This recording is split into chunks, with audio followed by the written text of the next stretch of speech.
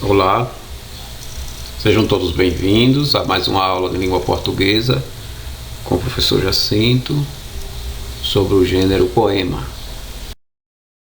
Um pouco sobre o verso e seus recursos. Então, verso é qualquer linha de um poema. O verso geralmente vem com um som parecido com o outro, que nós vamos chamar esse som de rima. Essa rima é feita entre um verso e outro. Isso tudo dentro de uma estrofe, que é um conjunto de versos. Dito isto, nós precisamos compreender que alguns poemas são feitos com o mesmo tamanho de verso. Isso graças a um tipo de medida chamado métrica. Então vamos ver passo a passo cada situação dessas. Rimas. As rimas podem ser alternadas, emparelhadas, intercaladas, misturadas ou encadeadas.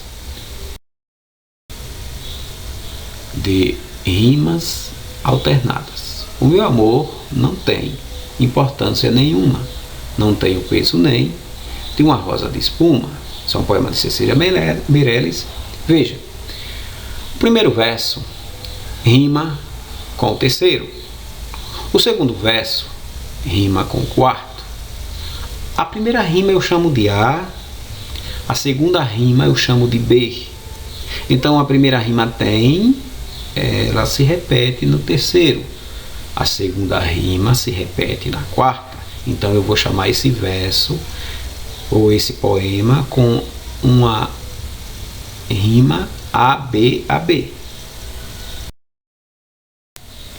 Veja as rimas emparelhadas. Vagueio campos noturnos, muros soturnos. Essas duas são a mesma rima.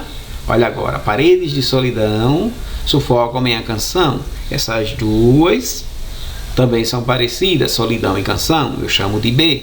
Os sons são parecidos. Veja as rimas intercaladas em um poemazinho de Camões. Amor é fogo que arde sem se ver, é ferida que dói e não se sente, é um contentamento descontente, é dor que desatina sem doer. Eu tenho a primeira linha, que eu vou chamar de primeiro verso, e o último com o mesmo som. Eu chamo isso de A. O segundo som é sente, rimando com ente, de descontente, então é B. Ver e doer A, sente e descontente B. Isso chama-se intercaladas. Olhe as rimas misturadas. Coração que bate, bate, antes deixes de bater, só num relógio é que as horas vão passando sem sofrer. Perceba que o primeiro verso não rima. O que vai rimar é só o segundo com o quarto. O primeiro e o terceiro não rimando, eu vou chamar essa situação de X. X é o verso que não rima. Logo, a estrutura dessa estrofe eu vou chamar de chá-chá, porque X é o que não rima, A é o som que rima. Agora nós vamos ter um tipo de rima mais um pouco complicado, que são as encadeadas. Acontece no final e no meio de cada verso. Perceba, Florida no final do primeiro verso vai rimar com vida no segundo. Razão no final do segundo vai rimar com vão no meio do terceiro. Brilha no final do terceiro rima com filha no meio do quarto. Adora no final do quarto rima com mora no meio do quinto. E coração no final do quinto rima com razão e vão, como a gente já viu. Logo nós temos essa estrutura métrica aí de rima muito complicada, porque é feito no final e no meio.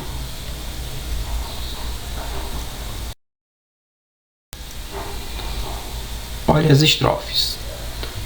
Nós podemos ter monástico, formado por uma única estrofe, dísticos, formado por 2 versos, na verdade monástico, formado por um verso só na estrofe, o dístico, 2 versos numa estrofe, o terceto são 3 versos numa estrofe, uma quadra ou um quarteto em uma estrofe, que são 4 versos, quintilha são 5 versos na estrofe, sextilha 6 versos, setilha, sétima ou septilha, formado 7 versos numa estrofe, oitava 8 versos numa estrofe, nona 9 versos e décima 10 versos.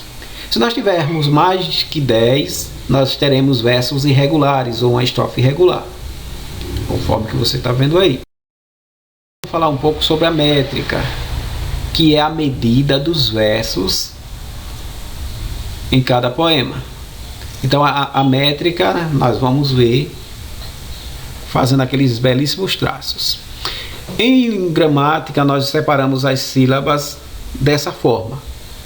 Já em literatura,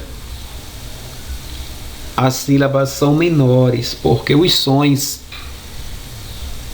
parecidos, os sons de vogal forte com vogal fraca unem, vogal fraca e vogal fraca une, uma fraca e uma forte também une. Perceba aqui, nasceste, ó bela da amores florida. Na parte de cima nós temos do nome nasceste o T e o O em sílabas separado gramaticalmente. Já embaixo nós vamos ver, formando apenas a terceira sílaba, o T e o O. Na sétima sílaba gramatical de cima, nós vamos ver o D e o A em sílabas separadas. Embaixo nós teremos a mesma sílaba. Isso porque o D é fraco e de amores o A também é fraco. Então nós juntamos e dizemos da-mo-res. A última palavra do verso, que é florida, a sílaba forte dela é ri. O da é fraco, então a gente não conta, porque em literatura só se conta até o último som forte. Daí ser dessa forma. Perceba, outro exemplo. Gramaticalmente a divisão é essa. 13 sílabas. Perceba que razão é uma palavra oxítona. E em literatura nós vamos obedecer o som forte. Nós temos na quarta sílaba em cima a letrinha E. E sonho e vida. Então esse E de cima ele vai juntar embaixo. Porque o nome sonho termina com vogal, a letra E também é vogal, vão se juntar os dois. Vida e sentido. Vida termina com vogal, a letrinha que vem, que seria outra sílaba em gramática, em literatura junta. Veja a quinta sílaba, sílaba métrica, que nós teremos uma terminação de vogal fraca com início de outra vogal fraca. Depois do nome sentido, o dó termina em vogal, a próxima vogal é da próxima palavra também tem vogal iniciando, então dó, mas é d. Junta os dois. Como a palavra razão é oxítona, ou seja, a última sílaba é forte, conta-se até ela. Daí nós temos também 10 sílabas métricas. Olha aqui. Uma quadrazinha popular. Batatinha quando nasce, se esparrama pelo chão. Sinhazinha quando dorme, põe a mão no coração. Perceba a forma de metrificar esse poema.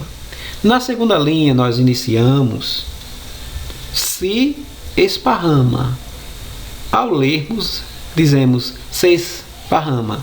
Logo, o si mais o eis ficam juntos.